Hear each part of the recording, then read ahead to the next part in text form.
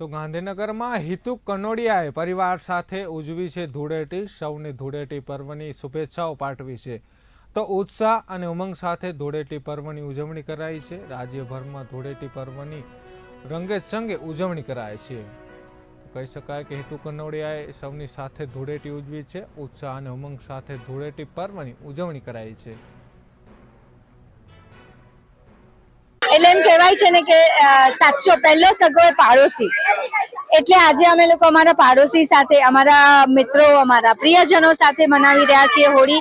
અને હું તો ખુશ છું કે આવા તહેવારો આવે એટલે બધા જે પોતપોતાની લાઈફમાં એટલા બિઝી છે, એ બિઝી લાઈફમાંથી, બિઝી શેડ્યુલમાંથી સમય કાઢીને બધા ભેગા થાય છે, મજા કરે છે, મળે છે। અદરવાઇઝ બધા પોતપોતાની લાઈફમાં કેટલા બિઝી છે, ક્યાં કોને ટાઈમ જ છે એકબીજા માટે।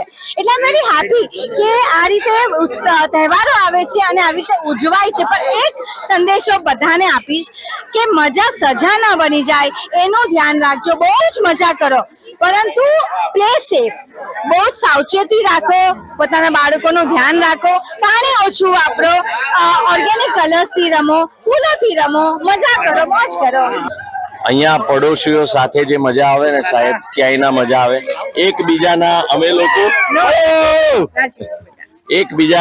અમે લોકો સિક્રેટો જાણતા હોઈએ, એટલે પડોશીઓ સાથે હોળી મનાવવાની બહુ મજા આવે।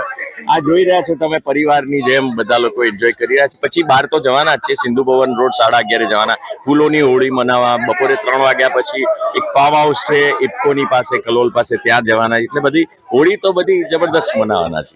આ તહેવાર છે, જે પણ તહેવારો છે એમાં ખુશ રહેવાનું જ હોય। બધું જૂનું ભૂલી જવાનું હોય, દુઃખો ભૂલીને થોડી વાર એક દિવસ એન્જોય કરી લો। હોળીમાં રંગ હોય, ધૂળેટીમાં રંગ હોય, કે પછી દિવાળીમાં દીવા પ્રગટાવવાના હોય, કે પછી જેટલા પણ તહેવારો છે બધા એન્જોય કરવા માટે।